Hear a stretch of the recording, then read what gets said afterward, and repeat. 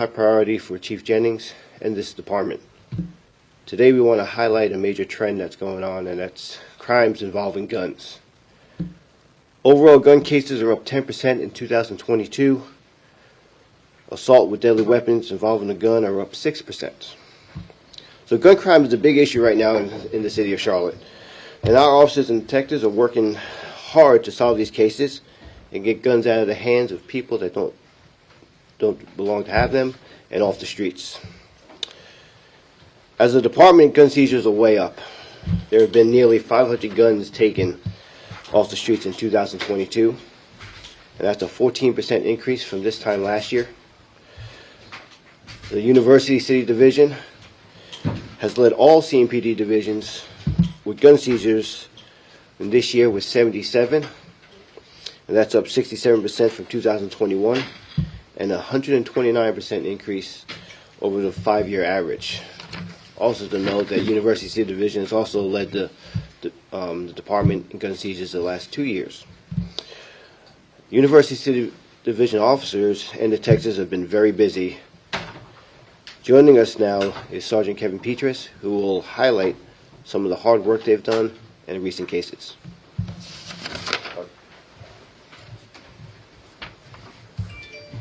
Good morning. I'm Sgt Kevin Petrus with the University City Division.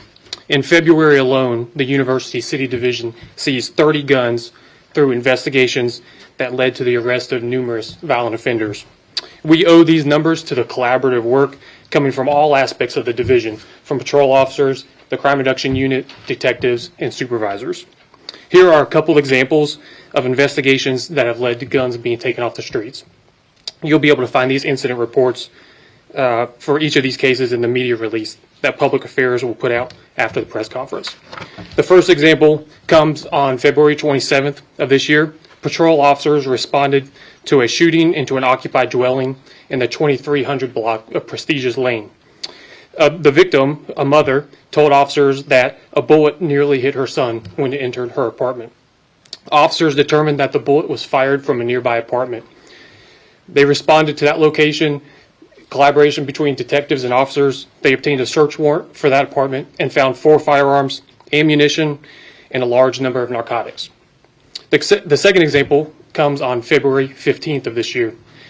It involves a domestic violence call for service. Happened in the 8000 block of Dave McKinney Avenue. Officers responded to the address and determined that the suspect had pointed a gun at others inside the residence. When they responded and they arrived, they successfully de-escalated a brief barricade situation with the suspect and got him into custody. 2 guns were seized, one of them being stolen, along with a trafficking amount of heroin. These are just 2 examples of many that we could talk about. I would be remiss, though, if I didn't mention a few other things. First of all, to the gun owners in our jurisdiction, we beg you to please lock up your firearms, make sure they're secure, especially not leave them in vehicles. It creates a target-rich environment for thieves to steal these guns and then have them in the hands of folks who can turn around and use them for violent crimes. So we ask you, please secure your weapons. Secondly, a lot of this work is dependent on information that we receive from the community. Okay, Crime Stoppers tips, for example, are very, very important. So we ask that you keep those coming. We ask that you call 911 when you see or know something that's wrong.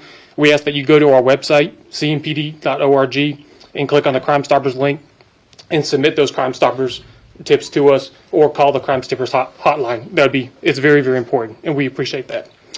Lastly, again, I would be remiss, most importantly, to not recognize the work of the officers and the detectives, again, in the University Division. Again, these are just a couple examples that I've given you, and they go out every day, and they make things happen, and they're committed to trying to make Charlotte a safer place. So to them, I want to recognize their exceptional work. While many of the guns seized were involved in crimes committed by adults, it's unfortunately becoming too common that juveniles are also caught with firearms.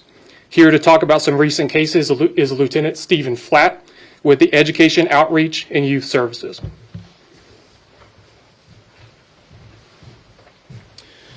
Good morning, everyone. Like Sgt Petrus said, I'm Lieutenant Stephen Flatt. I'm with the Educational Outreach and Youth Services Division. I work closely, I supervise the school resource officers here at the Charlotte-Mecklenburg Police Department. School resource officers investigate any crime or tip that comes in regarding guns that they receive in the schools. We investigate all those to the nth degree, and we work very closely with school administrators, CMS law enforcement, as well as the community to come to a successful resolution of those cases. So I'm going to talk about two of those cases today. The first one occurred on Sunday, February 27th. The Western Division was alerted to a tip that stated that a student might have a gun and cause violence at a school. Western Division officers met our school resource officer callback unit who came in to investigate the tip. They located the suspect. They did a knock and talk at the suspect's house. The parents cooperated with us and worked with the officers.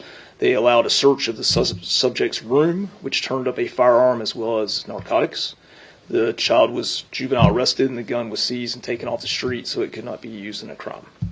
Another example is occurred on February the 1st. This was a tip that we received that several children were posing with guns on social media. The school administration and the SRO did an investigation to identify all the students seen in the pictures on social media with the weapons. They did an investigation. The SRO learned that several of the weapons were actually BB guns and not true firearms. However, they were told that there was one child in the photo that did have a real firearm. That child did not even attend the school where the school resource officer worked. He did an investigation, found out where that child lived. They went over to his residence. The school resource officer did a knock and talk, spoke with his family members. The family actually helped him search the apartment, again, located another firearm, which was seized, and the child was charged. And we also gave many resources to the family to help address the issue.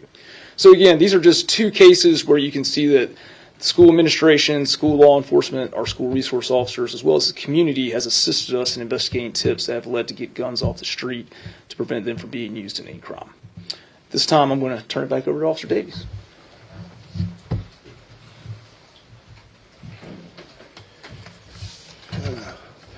Thank you. Gun crime continues to rise in 2022, and that's why we keep addressing this topic in our bi-weekly press conferences. Our detectives and officers are working extremely hard on these cases, but we need the public's help as well. And to reiterate what Sgt Petrus had said, you know, you can go anonymously and call Crime Stoppers. That number is 704-334-1600, and give those tips into them. You know, I can assure you that our Crime Stoppers detective looks at each and every one of those tips and forwards them to the appropriate divisions, and which are investigated and looked into as well. Also, it's crucial to lock up your guns. Okay, don't let them be stolen out of your homes, and don't let them be stolen out of your cars. We continue to see a lot of larceny from vehicles where guns are taken and stolen, and a lot of these cases, the vehicles are left unlocked, and the guns are either unlocked or unsecured in the car as well. Make sure your children don't have access to your guns if you have them at home. Lock them up, please. And parents, again, please check and monitor your children's social media, and what they're posting and what their classmates are posting online. So, at this time, that concludes our press conference. If you have any questions, we please ask you to keep them to the topics at hand for either Sgt Petrus or Lieutenant Flatt. Why do you think there has been such a rise in gun violence? Do you think it's just the city growing, or might there be another problem? To be honest with you, it seems to be that the city is growing. There's more people coming into town, especially now that the COVID is allowing more people to come out. And we're seeing the hotels being active again, and a lot of these cases are from them. People coming in from out of town, people just, parking these parking lots, and they're just leaving their cars unsecured, and a lot of guns are being taken out of cars. I know y'all have made this a priority. It's, you can see the stats that you're making arrests and trying to get guns off the street, but over the weekend we had a homicide in the Steel Creek area where an innocent father was shot and killed by a stray bullet. How frustrating is it that, there are still people out there on the streets, committing these crimes with guns? I'm going to refer that question over to Lieutenant Crum of the Homicide Division.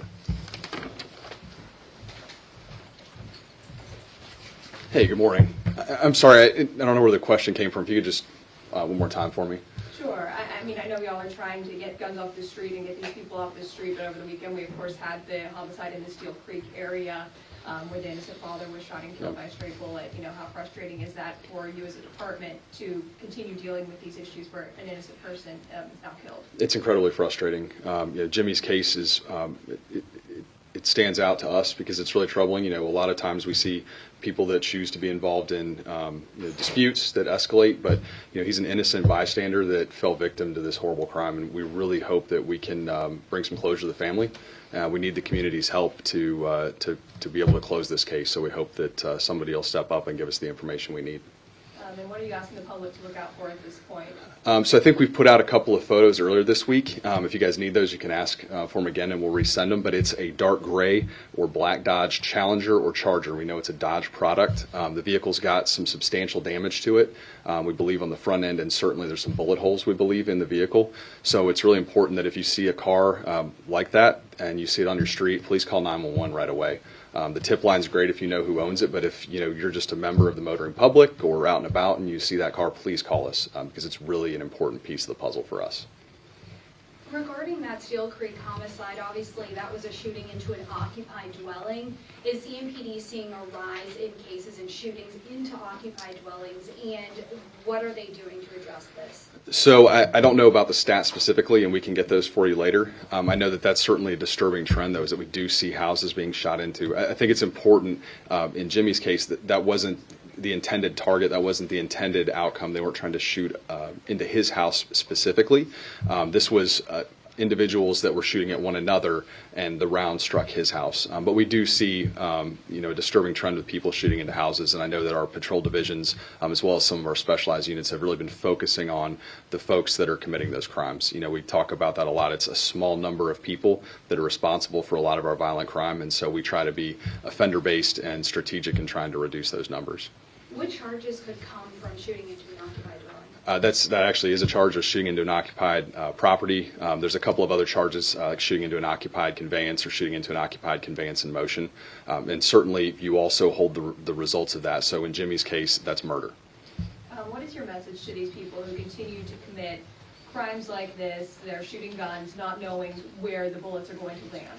I think it's just the same thing as like, let's calm down, and I think it's not just the people involved. It's important that people who are present when this happens, when these minor disputes start to get out of control, try to let cooler heads prevail. If you see somebody that's escalating and getting to that point, let's try to cool things down, because there's a lot of unintended consequences that result from some of these actions. Officer Davies.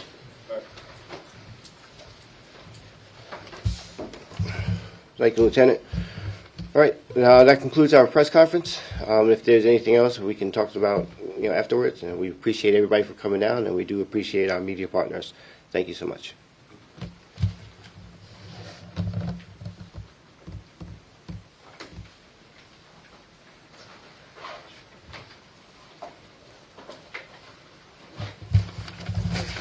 We're clear. Thank you all.